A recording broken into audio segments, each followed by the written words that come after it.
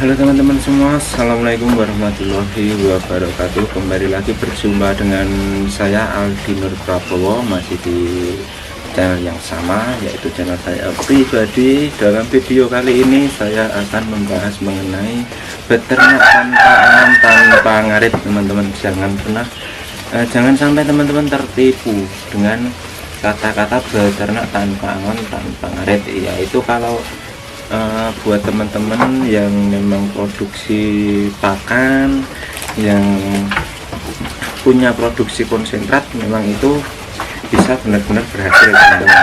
Tetapi semisal kita peternak pemula mau mencoba beternak tanpa angon dan tanpa ngarit, menurut saya itu adalah suatu hal yang sangat amat fatal buat peternak pemula. Jadi untuk peternak pemula saya sarankan tetap kita harus persiapan yang namanya pakan. Pakannya bisa kita dapatkan dari lahan, yaitu rumput.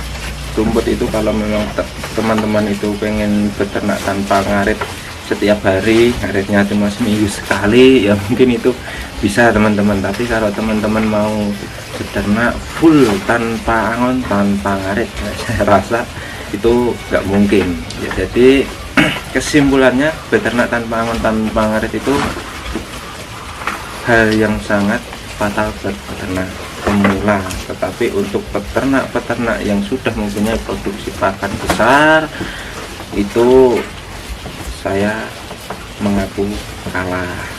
Kalau peternak yang sudah mempunyai produksi pakan besar, dia tanpa angon, dia tanpa ngarit, saya rasa dia akan berhasil. Karena apa? Dia mempunyai keuntungan di sisi lain, yaitu dari penjualan pakannya.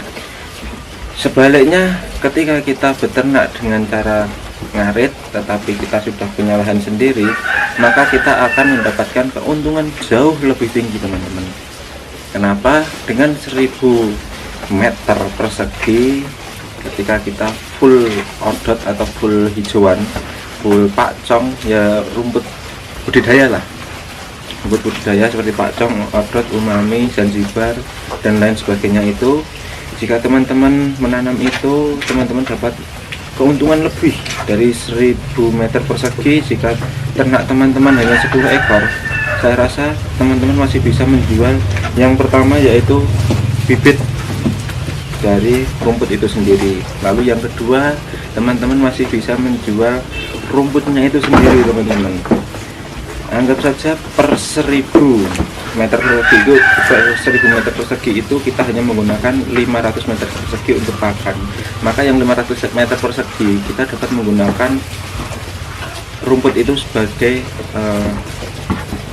ladang usaha kita, yaitu kita dapat menggunakan untuk jualan rumput, jualan bibit rumput dan lain sebagainya.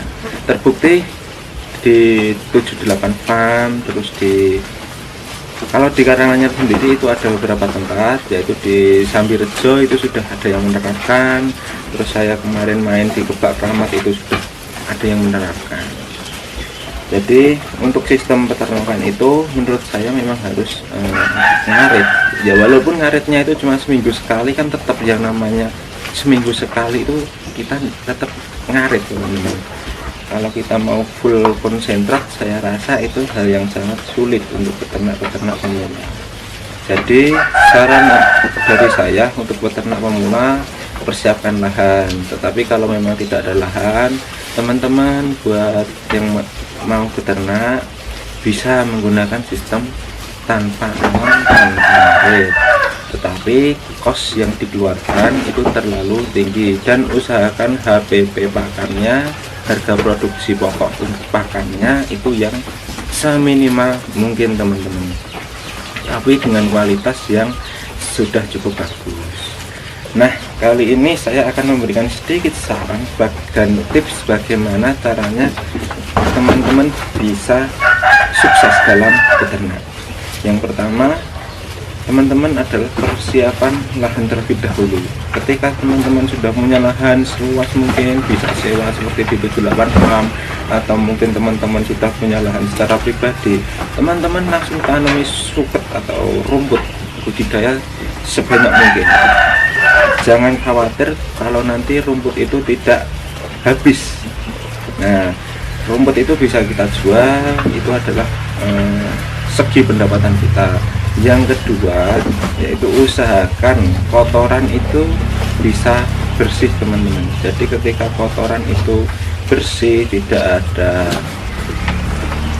apa ya, resak itu resak itu jadi di kotoran kambing domba itu usahakan tidak ada rumput-rumput yang bersatuan terlalu banyak. Ya walaupun ada sedikit nggak masalah, itu nanti bisa kita olah, bisa kita jual sebagai pupuk organik teman-teman.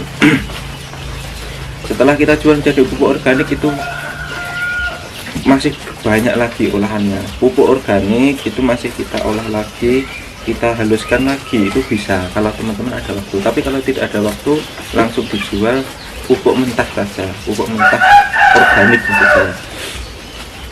Jadi itu nanti kita jual biar diolah yang pembelinya, atau mungkin pembeli langsung menggunakannya, ya itu tidak masalah, itu sudah di luar ranah kita. Yang penting kita prinsipnya hanya menjual kotorannya itu saja. Lalu yang kedua, teman-teman bisa menjual mungkin obat, mungkin pakan, mungkin peralatan, sesuatu yang berkaitan dengan kambing domba. Dan mungkin teman-teman kalau melakukan hal seperti itu bisa mendapatkan omset yang cukup lah, ya, walaupun belum banyak, tetapi kalau kita menerapkan dengan sistem itu, saya rasa teman-teman bisa mendapatkan omset yang cukup. Nah, selain di sisi 3 keuntungan tadi, mungkin masih banyak lagi keuntungan-keuntungan di sisi yang lain.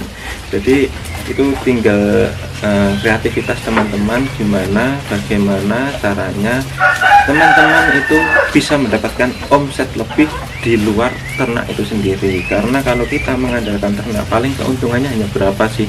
Kita modal 1 ekor domba, semisal harga 1.500.000, kita jual harga 2 juta dalam jangka pemeliharaan 3 bulan. Itu kita butuh pakan 200.000 sampai 300.000. Jadi keuntungan kita hanya 200.000 sampai 300.000. Enggak seberapa. Kalau kapasitas kita kecil, maka keuntungan kita hanya sangat sedikit, teman-teman. Tapi kalau kapasitas kita besar seperti farm-farm yang sudah besar, memang mereka bisa mendapatkan keuntungan yang lebih. Selain itu, mereka juga mendapatkan keuntungan dari sisi yang lain, karena mereka sudah punya brand tersendiri, merek farm tersendiri. Jadi mereka mau jual apapun itu, peternak-peternak di sekitar itu pasti mau dan pasti membutuhkan. Nah, mungkin beberapa hal, tips dan trik yang saya sajikan dalam video ini cukup itu dulu, teman-teman. Mungkin kalau teman-teman ada saran lagi, silakan teman-teman berkomentar di kolom komentar. Dan jangan lupa teman-teman like, komen, share, dan subscribe channel Aldi Nur Prabowo. Semoga channel ini bermanfaat untuk teman-teman semua, dan semoga teman-teman bisa beternak dengan baik dan benar. Beternak dengan baik dan benar itu bagaimana? Beternak yang baik dan benar itu jangan sampai teman-teman menjadi korban YouTube. Nah, karena saat ini banyak sukses beternak dengan cara seperti ini, sukses beternak dengan cara seperti ini, itu banyak sekali di YouTube. Nah, saya mohon teman-teman jangan sampai tergiur dengan hal-hal seperti itu. Teman-teman berkunjung kandang, dari kandang ke kandang, dari kandang ke kandang, teman-teman tanya, teman-teman berdiskusi dengan peternak-peternak yang sudah menjalankan usaha ternak, sehingga teman-teman tidak akan merasakan kerugian. Ya walaupun ada sedikit kerugian, tapi setidaknya ketika kita belajar persen to persen dari orang ke orang, itu teman-teman bisa